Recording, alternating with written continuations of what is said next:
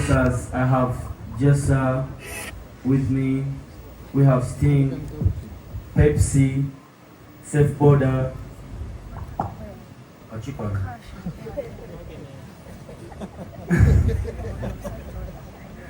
Yeah man, to all my sponsors, abaliwo n'abataliwo, production, okwawukanamuko ku show zetuze tukola. Eno show abategesi bangi,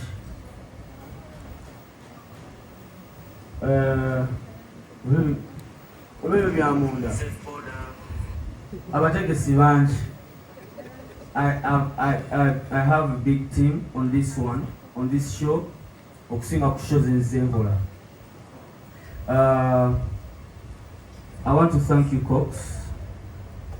Unique. Njagala kwebaza Cash Events. Njagala kwebaza Kibo Media. Njagala kwebaza Fresh Gang team yonna, Fameicans.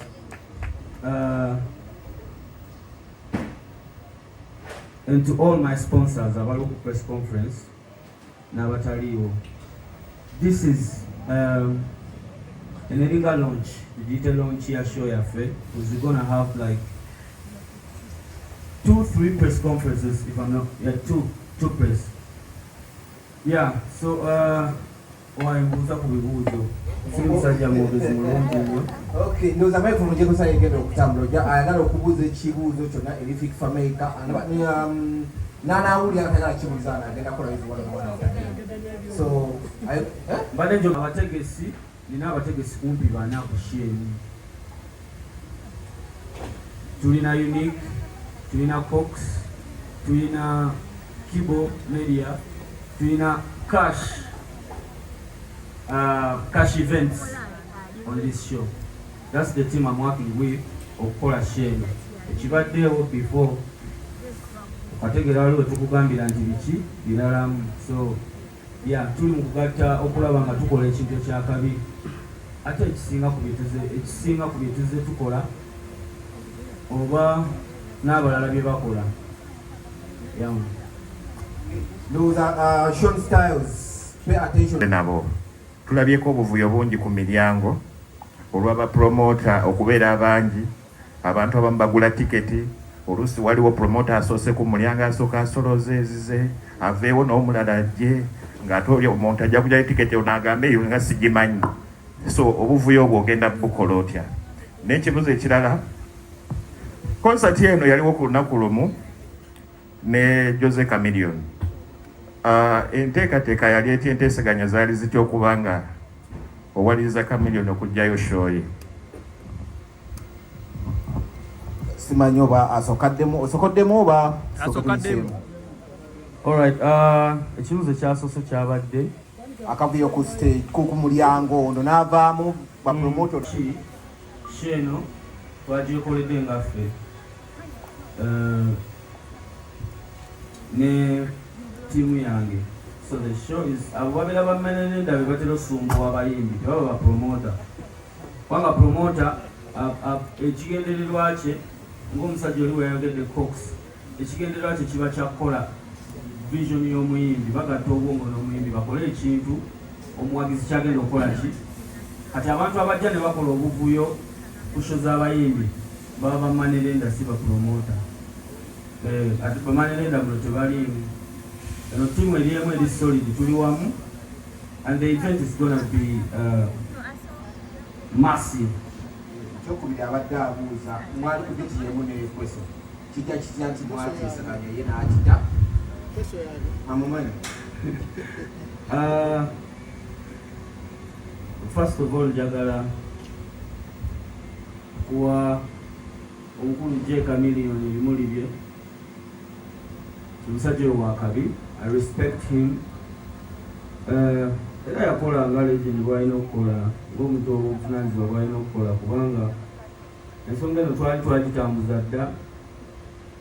Ndowooza promoter yaliwo ekitegesi, yaliwo ekivulu kye yalagezaako okukola ki okusabotaginga, naye twebaza Chameleon nti yatunulamuko n'alabanga kiki tusaanye tukole ki tuyiseewo ekintu kyaffe naye akole ki. One love, my brother. Ahudi mkono tuite uncha the Rastafarian wabanda no bombo plan. Ring no no copy can. I'm also a fresh young part in the student who are mobs. The only thing I want to do is njagala kubiriza abana ba mobs mwena mujje tuwagire fresh boy. This is a generational artist. Njagala fena tubeerewo tumuwagire mu bunjirira mu concert. Nga 5 September Fameica wali erugogo. Nga 5 September Fameica wali erugogo. Nga 5 September Fameica wali erugogo. Nga 5 September Fameica wali erugogo. You ready now? Come to rock.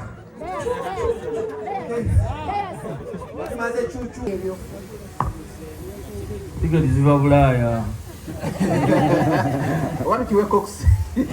Tiketi ziva Bulaya. Bino birala. Kino kigenda okutwawula ku shows endala zonna ezirabibwa. Tugezaako kukola ekintu nga kyanjawulo nga kyakabi. Gasi.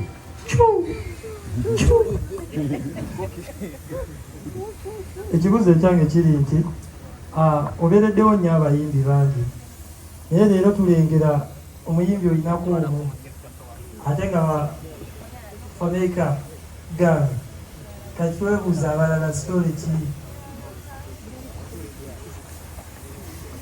Kukipan. You give without expecting to get back. Gwe mutima omugali. Gaba nga tosuubira kukola kikuwa. Nze ndi musajja ali solid. Ndi musajja ayimiridde. Abali nange begenda otambula nabo. Naye ate nze nkyabeererawo abantu bangi. Naye nina abaganda bange bangi nnyo abali nange emotionally, spiritually, abataliwo wano bangi nga tebasobodde. Naye abaliwo mbeebaza mwenna abasobodde okujja. Yaman.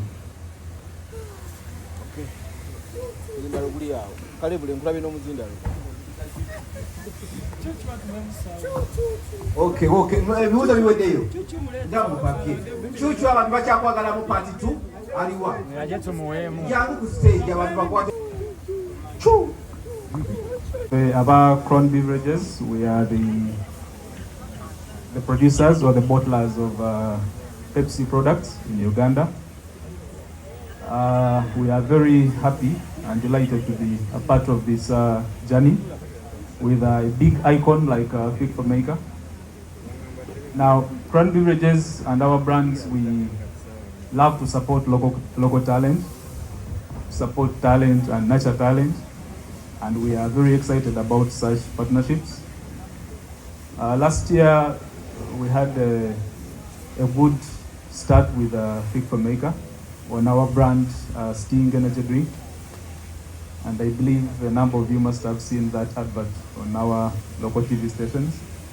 So, because I've told you we love partnerships, we aim to continue and take this to an upper level. So, come this show, we are behind Fameica, a very powerful and energetic artist, and we wish you all the best ahead of this event, and we shall be there to hydrate as a hydration partner on this event. Thank you very much. Okay, quick tambuza buli muntu gadde. Hi everyone, it's a pleasure, Fig. It's the first time we're going to work with you. Safe Border being in existence for 10 years, we are really glad that we're going to be part of your concert. And being a community-based company and rolling on what we call safety, we want all the Fresh Gang fans, whoever is coming for the show, come 5th Cricket Oval, Lugogo. Safe Border tells you, order, get to the venue, and when you reach the venue, there are very many discounts awaiting. Not only on Safe Border, but we as well have cars. And if you're moving in a gang of 5 or 6 or 7, we tell you to order a safe car. Our prices are very affordable and no negotiations. We don't allow negotiations. So whoever is coming to the show, just know Safe Border is ready to bring you to the show. And when you get to the show, you'll find a couple of discounts available for you. Maybe not leaving out something. I don't want someone to get worried that I'm going to order a ride and I'll leave my friend behind. You can now order for 5 different rides on a Safe Border using one account. So my Fresh Gang and my number Gabanti. Order for the rides, get to the venue safe, and do not drink and drive. Hydrate more, because Crown beverages will be there. See you then. Okay. Cox ye mutegesi w'ekivvulu kino kye tuliko agenda kuba atubuulira buli kimu nga bwe kigenda okubeera before nga tetunnatuuka ku Fameica. Fameica ebivvulu byazza bikola ndoza tutandikire ku kya 2022 we twali ku Africana, then ne tujja January last year we twagenda ku Cricket Oval Lugogo, tujiddamu tujabye this year mu September nga ku September nga 5. So Cox ogenda kubutubuulira buli kimu kigenda kuba kitya, abantu basuubire ki, lwaki tugikomezaawo omwaka guno, biki ebiralamu bye tugenda okusanga ku gundi before nga tunagenda ku Fameica nyikize. Maybe I'll stand there. Assalamu alaikum wa rahmatullahi wa barakatuh. Baramusizza bannaye mwenna. First and foremost, I welcome you all with different capacities. I welcome you all media houses, TV personalities that are around, bloggers, TikTokers. I also would like to welcome our delighted sponsors and partners, our beloved artists, Mozelo Kids, King Drip, where I say, and Big Fameica. Abanaye, a press conference yaffe, a source, a launch ya concert yaffe. Maybe to give you a review of what Big Fameica as an artist has went through regards to concerts and events. Fik yasoka nakola concert yasoka. It was more like a fiesta. Wali Kontebe Road, Freedom City, and to be honest, I've never seen such kind of a crowd and energy, because by 8 p.m. try to get the wage for. So we did other concerts. We took a show Yariku Ekiddako. Alhamdulillah, the performances, the presentation, the stage, the production was massive. We came to a show in Dala that was also another sold out concert for Africana. It was also another big successful show. We did another show same day, Ebimuli Cricket Oval. We were doing another concert again.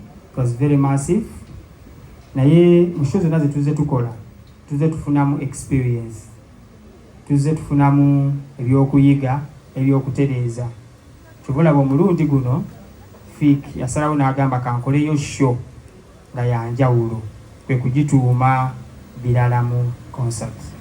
It is not just a tagline from the name of the song Biralamu, but itself, it came from him. Wanze nali ntudde naye nga tunyumya emboozi nga tumugamba tugenda kukola show ne tugiyite ki. Nangamba Cox njagala kukola show nga yanjawulo. Era show yange ngenda gituuma Biralamu. Even before he promoted the song, he had that title. So, by the meaning of the statement Biralamu, Muluzungu, I think kitegeeza something different, something special. Yeah? So tusuubire ebyenjawulo kubanga entegeka ku luno tugezezzaako okugiwa touch. Ku quick tickets gye ziri kubanga emiryango gigenda kuba nga gijjudde nnyo ku lunaku olwo. So twasalawo tutunde tickets mangu era yenna asobodde genda ku quick tickets